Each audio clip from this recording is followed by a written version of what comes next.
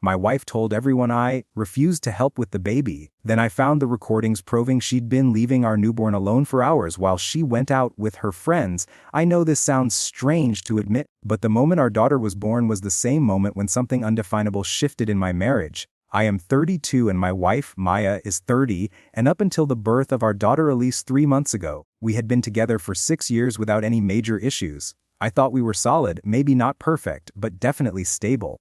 So when people started giving me strange looks, when some of our friends suddenly became distant, when Maya's sister stopped responding to my messages altogether, I had no idea what was happening. At first I assumed it was the typical chaos of early parenthood, the exhaustion and the stress. But the truth was darker, and it began with whispers I didn't even know existed. The first time I realized something was off was during a Sunday family lunch at my parents' house. My mom asked in that gentle, too careful tone if I was doing all right with the adjustments of fatherhood. I told her I was fine, just tired like any new parent. She hesitated before saying she had heard I was struggling to connect with Elise, and that Maya seemed overwhelmed doing everything alone. I laughed because the idea sounded absurd. I was the one waking up most nights, feeding Elise her bottles, rocking her to sleep, letting Maya rest because she claimed she was too sore or exhausted or recovering. I was the one cleaning bottles, doing laundry, keeping the house functional. I asked my mom where she got that idea, and she only said that Maya had mentioned it to a few relatives, nothing specific, just concerns.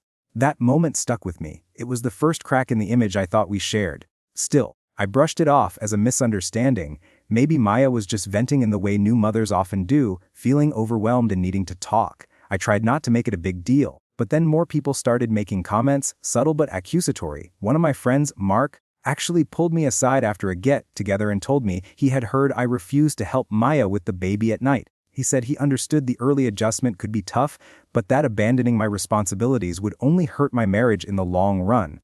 I stood there stunned, telling him the reality was the complete opposite, but he just looked uncomfortable, like I was lying to save face. That night I went home feeling confused and oddly embarrassed. I watched Maya on the couch scrolling through her phone while Elise slept in the bassinet beside her, and I wondered what exactly she had told people. When I asked her directly, she brushed me off with a laugh, saying people exaggerate things, and she couldn't control what others interpreted.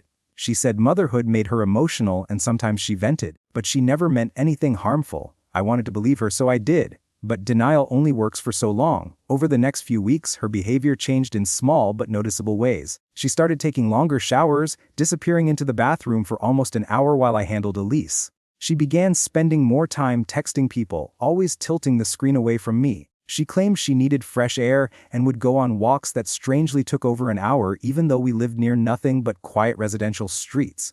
At night, she was restless and impatient, refusing to help with feedings, insisting she was too tired even though Elise was finally sleeping in predictable intervals. I took on everything, thinking I was doing the right thing. The breaking point came one night around 2 in the morning. Elise was crying in her crib, and I jolted awake automatically. When I reached for the bottle warmer, I noticed Maya's side of the bed was empty. She hadn't told me she was going anywhere. I thought maybe she was in the living room trying to calm down from insomnia. But the house was silent and her shoes were gone from the entryway. I felt an uneasy sensation in my chest. My wife had left the house at 2 in the morning without telling me, leaving our newborn behind. In the morning she returned smelling faintly of perfume that wasn't hers, with makeup smudged under her eyes. She claimed she needed a late night drive to clear her mind and had fallen asleep in the car at a lookout point. I wanted to believe her, I really did.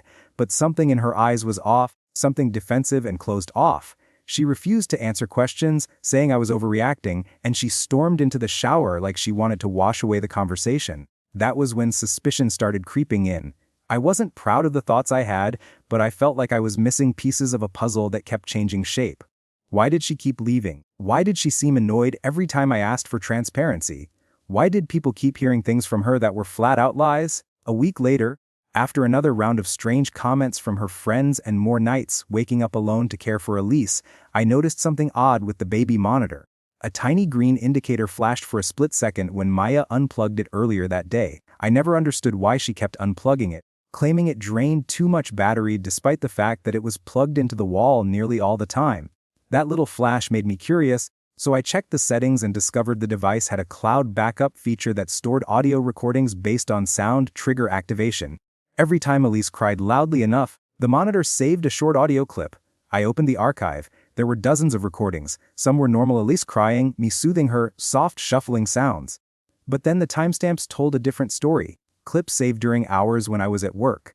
Hours when Maya was supposedly home taking care of our daughter. Hours that should have been filled with background movement, hums, footsteps, something. Instead, most of them were long stretches of Ellie screaming alone, and Maya's voice was nowhere. My stomach dropped so hard I had to sit down. I pressed play on one recording from a Thursday afternoon. Elise cried nonstop for nearly 6 minutes, the kind of panicked wailing that only happens when a baby feels alone.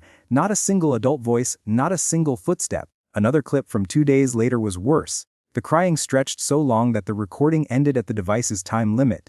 The silence of the background felt heavy, like a void. My hands shook as I kept listening. Maya had been leaving Elise unattended, not for minutes, for hours, and I had no idea where she was going. I sat there on the couch with the monitor in my hand, feeling as though the entire room had tilted sideways. I kept replaying the same few seconds of Elise crying, hoping I had somehow misunderstood, hoping the monitor had glitched or picked up audio from earlier. But every timestamp matched perfectly to times when Maya had told me she was home all day taking care of our daughter while I worked in the office. She always insisted she was the one doing the heavy lifting during the daytime and that I only noticed my own contributions at night. It was a narrative I had never questioned. I assumed she was overwhelmed, not dishonest. I forced myself to stop listening before I spiraled completely. I needed to approach this rationally. I needed to confirm what I was hearing before confronting her. I waited until Maya left for what she claimed was a quick trip to get groceries. Elise was napping in her bassinet, so I grabbed my laptop and pulled up the rest of the cloud recordings. I created a timeline comparing the day and time of each clip with Maya's text to me, the ones where she claimed Elise was fussy, where she said she was holding her for hours, where she accused me of not appreciating how much she did during the day.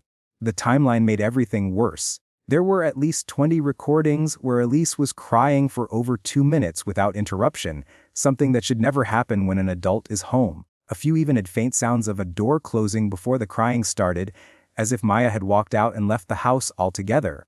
I felt my chest tighten at the thought. What kind of mother leaves a 3-month-old alone for even a minute? What was she doing? Where was she going?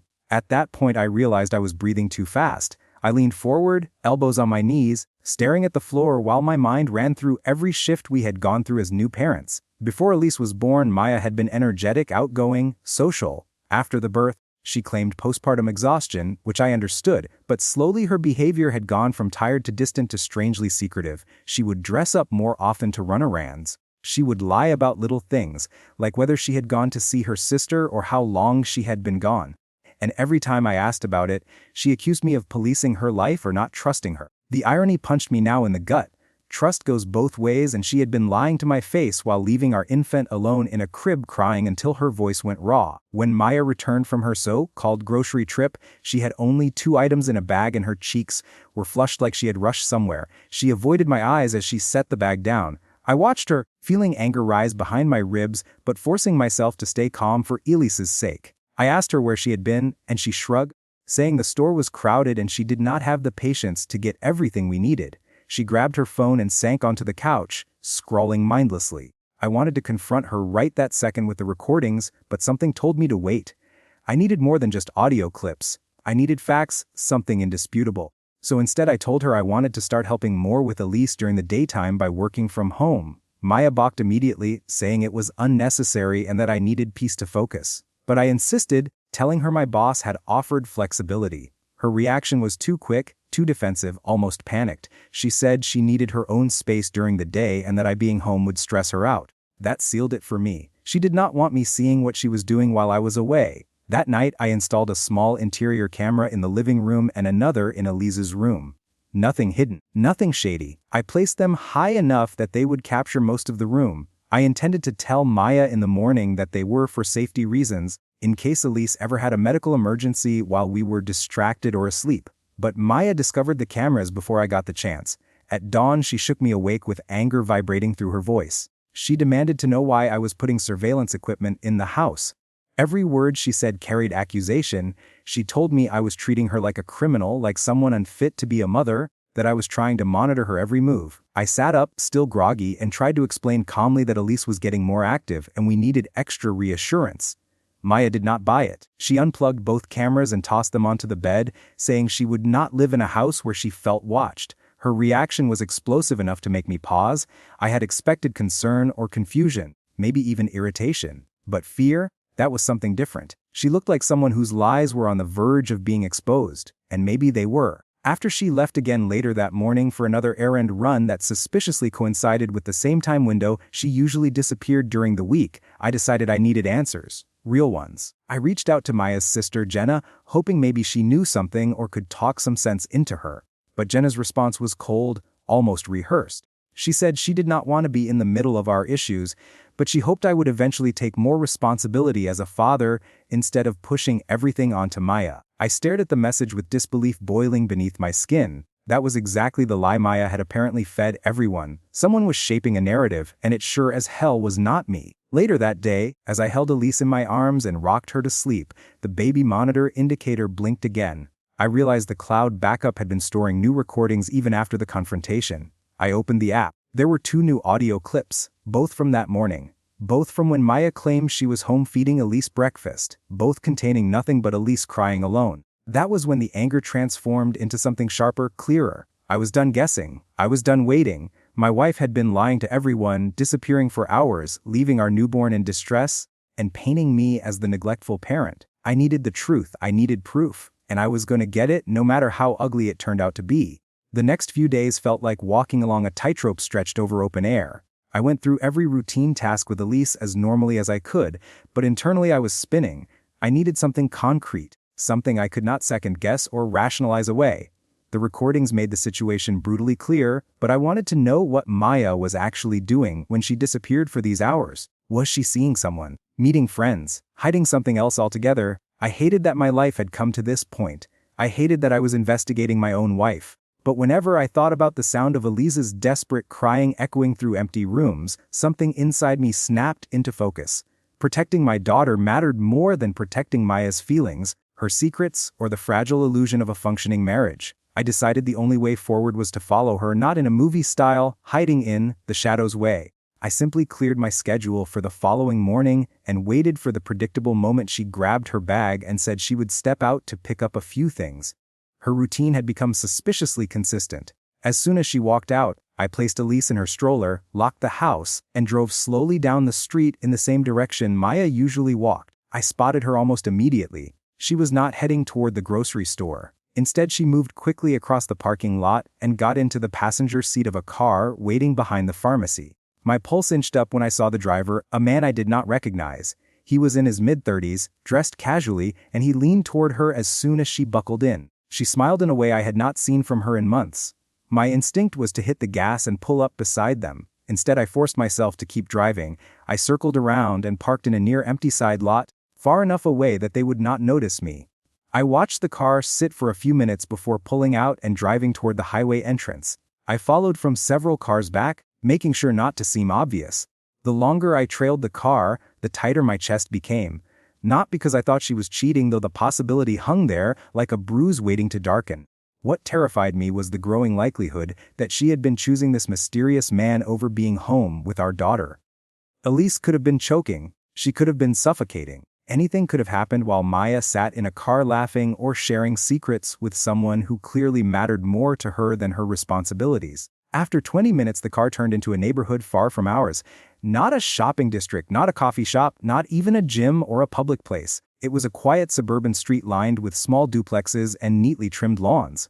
The car pulled into the driveway of a beige single-story house. Maya got out first, smoothing her hair, and the man followed her up the walkway. They both walked inside, no hesitation, no looking around, no guilt visible in her posture. I felt something crack inside me. I parked a couple streets away, turned off the engine, and stared at my hands on the steering wheel. 1,000 possible explanations rushed through my head, each more impossible than the last.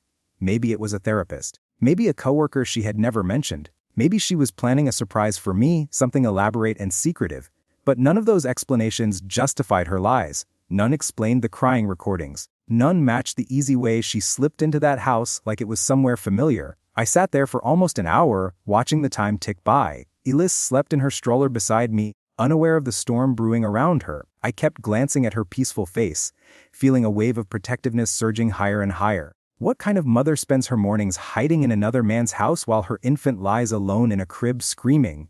Eventually, Maya emerged from the front door alone. She walked down the driveway, scrolling on her phone, completely at ease. The man did not follow her out. She walked halfway down the block before he came outside and waved at her. She turned, smiled, and waved back before heading toward the main road. I stayed where I was, letting her get far ahead so she would not see me. When she passed my street in the stroller-friendly shopping district half an hour later, she was carrying a grocery bag filled with items she must have picked up on her way back, trying to make her story look believable. When we got home, she kissed Elise on the forehead and said she was exhausted from running errands. I watched her closely, wondering how she could look so calm, so normal after what she had just done. She spent the afternoon lounging on the couch while I cleaned the kitchen, prepared bottles and folded laundry. Elise fussed a bit, and Maya handed her off to me with the excuse that her back hurt. The resentment built like steam behind a closed valve. I knew I could not confront her yet, not until I had something even stronger than pictures or guesses.